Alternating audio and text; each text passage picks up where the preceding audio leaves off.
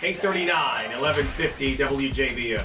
All right, the summer buying season is going on right now. It's get ready to kick up at Infinity of Baton Rouge. The brand new JX is on the way. The most effective way to sell a product is to make it real. Just make it personal. If you're spending money to have someone endorse your product, I think it's important that the talent knows the product. It's a partnership. If they win, we win. If we win, they win. And so I want clients to win. I want to know that they're selling their product. I want to know people are coming into the door. I mean, it does matter, because if they're not doing well, then I think it's a reflection of something I'm not doing right, and I hate losing. It could be a very expensively done, very well-produced, good quality commercial that you're hearing on the radio, but where's the trust level with that? It's got a voice on it. You don't know who that voice is. But when you buy the endorsement ad, first of all, it sounds like it's part of the show as opposed to in a commercial break.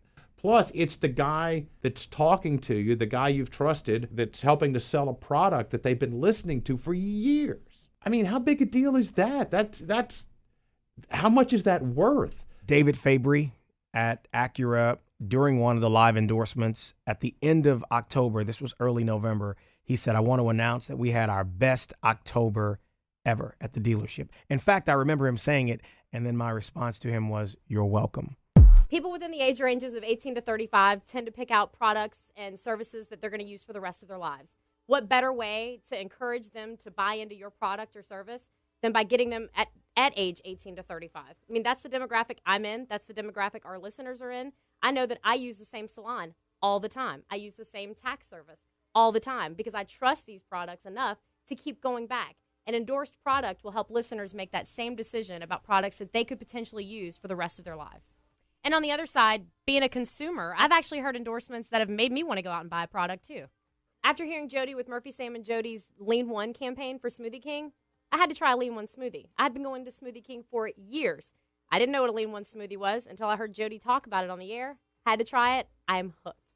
Smoothie King launched this national campaign, the Lean One Smoothie, and they went with radio endorsements here in this market and with me. And literally, they let me try it all, and we were just doing, it didn't even seem like an endorsement. It didn't even seem like a commercial. It was just, oh my God, this is why I love it. This is why it works. You know, I was sold myself, and they had a huge sales boost here, bigger than any other market in the country.